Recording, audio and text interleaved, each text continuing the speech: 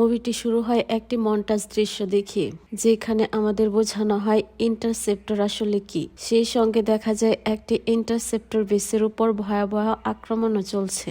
সহজ ভাষায় বলতে গেলে ইন্টারসেপ্টর হলো এমন একটি বিশেষ সাময়িক ঘাঁটি যেখানে শক্তিশালী রাডার ব্যবহার করে আকাশে থাকা পারমাণবিক ক্ষেপণাস্ত্র শনাক্ত করা হয় এবং সেগুলো মাটিতে পড়ার আগেই তা ধ্বংস করে দেওয়া হয়। মার্কিন যুক্তরাষ্ট্রে এমন মোট 2টি ইন্টারসেপ্টর বেস রয়েছে। এর মধ্যে একটি অবস্থিত আলাস্কায়, যার নাম ফোর্ট গ্রিলি, আর এই বেসটি বর্তমানে আক্রমণের শিকার হচ্ছে। অন্যদিকে দ্বিতীয় ইন্টারসেপ্টরটি হলো প্রশান্ত মহাসাগরের মাঝখানে থাকা একটি ভাসমান প্ল্যাটফর্মে, যার নাম হচ্ছে SBX।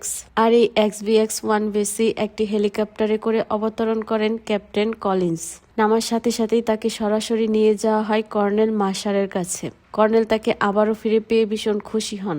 দুজন কিছুটা একা হলে কর্নেল মার্শাল তাকে জানায় কিছুদিন আগে যখন কলিন্স এই বেস ছেড়ে চলে গিয়েছিল, তখন সে যে অভিযোগ করেছিল তিনি আসলে সেটাকে বিশ্বাস করেছিলেন।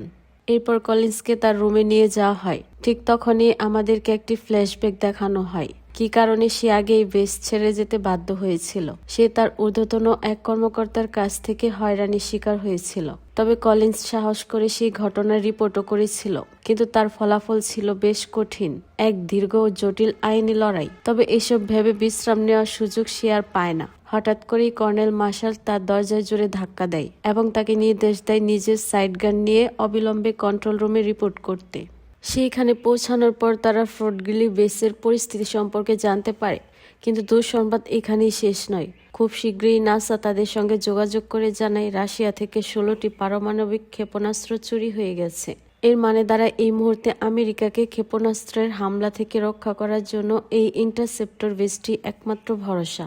যেন এত কিছুই যথেষ্ট ছিল না, এরপর তারা একটি সন্ত্রাসী গোষ্ঠীর পাঠানো ভিডিও পায়, যে ভিডিওতে সন্ত্রাসীরা হুমকি দেয় তারা একদিনের মধ্যে পুরো যুক্তরাষ্ট্রকে ধ্বংস করে দেবে।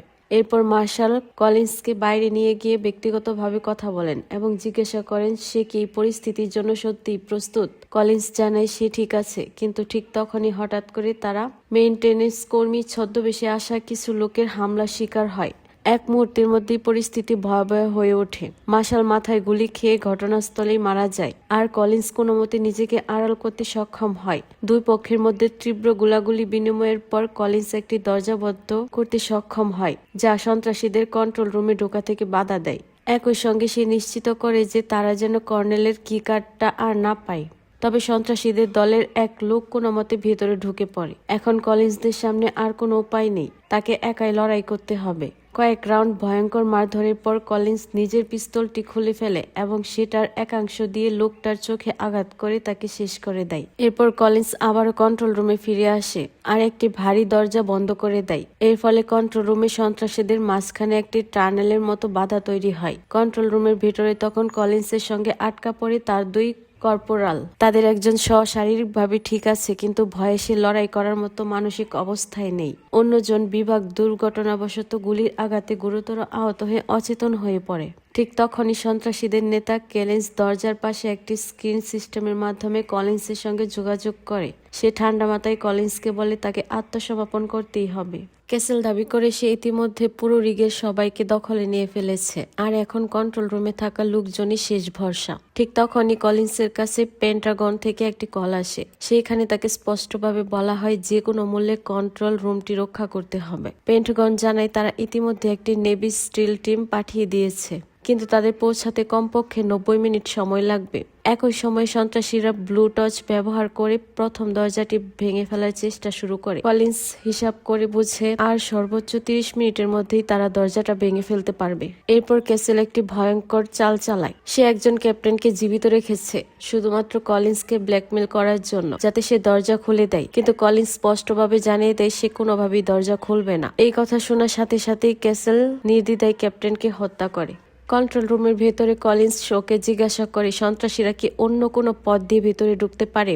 প্রশ্নটা করার ঠিক সেই মুহূর্তেই মেঝের একটি নিচ হ্যাজ দিয়ে এক সন্ত্রাসী কন্ট্রোল রুমে ঢুকে পড়ে। কলিন্স তার সঙ্গে হাতাহাতি জড়িয়ে পড়ে এবং শেষ পর্যন্ত তাকে প্রতিহত করতে সক্ষম হয়, কিন্তু এই লড়াইয়ে সে নিজের পিস্তলটি হারিয়ে ফেলে।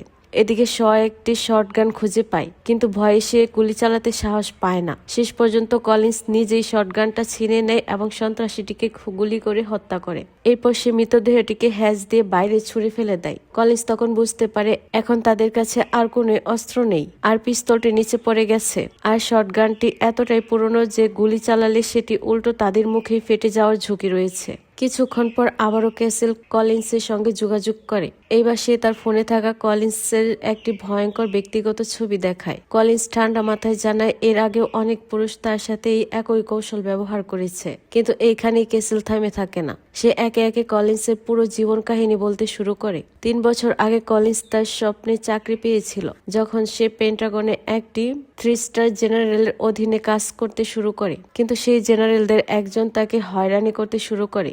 একদিন কলিন্স গোপনে সেই জেনারেলের কথাবার্তা রেকর্ড করে এবং তাকে আদালতে নিয়ে যায়। ফলস্বরূপ সেই জেনারেলকে চাকরিচ্যুত করা হয়। কিন্তু এরপরই সেনাবাহিনীর ভেতর থেকে কলিন্সের বিরুদ্ধে শুরু হয় প্রচন্ড প্রতিক্রিয়া। সে একের পর এক হুমকিমূলক মেসেজ পেতে থাকে, তাকে নানান বাজে নামে ডাকা শুরু হয়। এক সময় এই মানসিক চাপ সে সহ্য করতে পারে না, আর করে বসে এক ভয়ঙ্কর চেষ্টা নিজের জীবন শেষ করে দেওয়ার। ভাগ্যক্রমে ঠিক শেষ মুহূর্তে তার বাবা তাকে বাঁচিয়ে ফেলেন, তবে সেনাবাহিনী তাকে সরাসরি শাস্তি না দিলেও পরোক্ষভাবে শাস্তি দেয় এই বিপজ্জনক জায়গায় পোস্টিং দিয়ে, এমন এক জায়গায় যেখানে কেউ কাজ করতে চায় না। সেই জায়গায় বসেই ক্যাসেল সিদ্ধান্তে আসে যে কলিন্স আসলে অপরাজয়ের নয়, তবে সে এটাও বলে কলিন্সের আমেরিকার কাছে কোনো ঋণ নেই। যদি সে দরজা খুলে দেয় তাহলে ক্যাসেল তাকে মোটা অঙ্কের টাকা দিতে রাজি। এর মধ্যেই ক্যাসেল ও তার দল প্রথম দরজাটি ভেঙে ভিতরে ঢুকে পড়ে, আর পরিস্থিতি আরো বেশি উত্তেজনাপূর্ণ হয়ে ওঠে।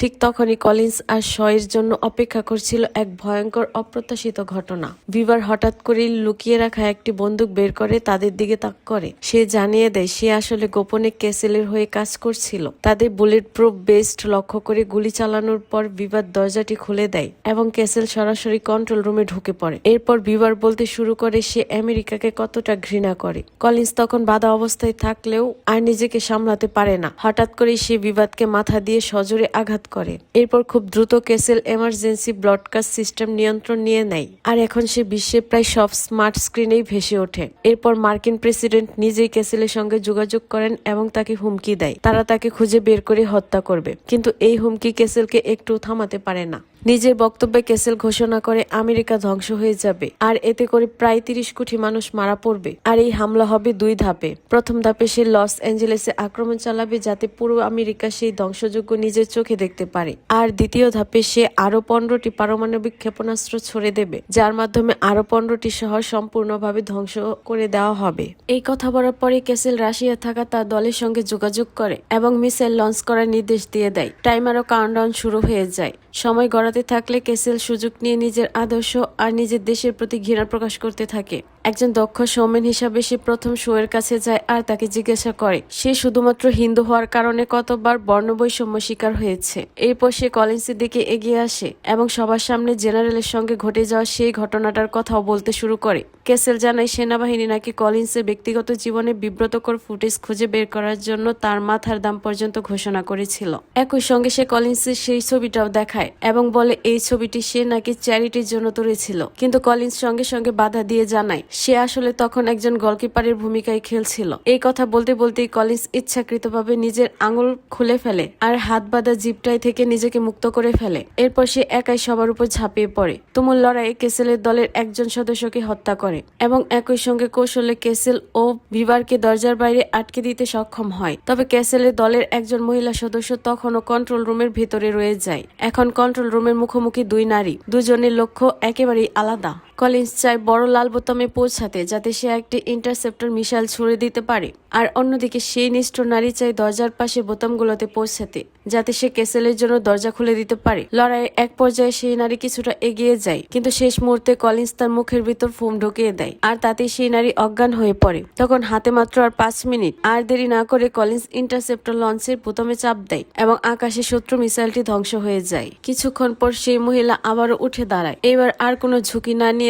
কলিন্স তাকে গুলি করে আর সেইখানে হেজের মাঝখান দিয়ে নিচে ফেলে দেয়। এরপর ক্যাসেল কলিন্সের সঙ্গে শান্তভাবে কথা বলতে চায়। সে নিজের বাবার গল্প বলতে শুরু করে যে নাকি জাতিসংঘের একজন রাষ্ট্রদূত, কিন্তু কথার মাঝে ক্যাসেল কলিন্সকে একটি লাইভ ভিডিও দেখায়। সেখানে দেখা যায় কলিন্সের বাবাকে ক্যাসেলের লোকজন ধরে ফেলেছে। ক্যাসেল চাপ দিতে থাকে যেন কলিন্স দরজা খুলে দেয়। এই সময় তার লোকজন কলিন্সের বাবার একটি আঙুল কেটে ফেলে। কলিন্স কান্নায় ভেঙে পড়ে এবং ক্যাসেলকে অনুরোধ করে বলে সে যেন একবার তার বাবার সঙ্গে কথা বলতে দেয়। ক্যাসেল কিছুক্ষণের সুযোগ দেয়, কিন্তু সেই মুহূর্তেই কলিন্সের বাবা প্রাণপণ চিৎকার করে বলে সে যেন লড়াই না থামায়। এই কথা শোনার পর ক্যাসেল আর দেরি করে না, সে তার লোকদের কলিন্সের বাবাকে হত্যা করার নির্দেশ দেয়। ভিডিও সংযোগ বিচ্ছিন্ন হওয়ার ঠিক মুহূর্তে দেখা যায় তার মাথায় বন্দুক ঠেকিয়ে গুলি করা হয়। এরপর ক্যাসেল কর্নেলের কম্পিউটারটি খুঁজে পায় এবং কর্নেলের বুড়ো আঙুল ব্যবহার করে সেটি আনলক করে। অ্যাক্সেস পাওয়ার পর সে চালু করে স্কটলিং প্রোটোকল, যার মানে পুরো রিগটি ধীরে ধীরে সমুদ্রের নিচে ডুবে যাবে। পানির নিচে একের পর এক ভয়াবহ বিস্ফোরণ ঘটে। কম্পিউটারে হিসেব করে দেখায় আর মাত্র কয়েক মিনিটের মধ্যেই রিগটি সম্পূর্ণ ডুবে যাবে।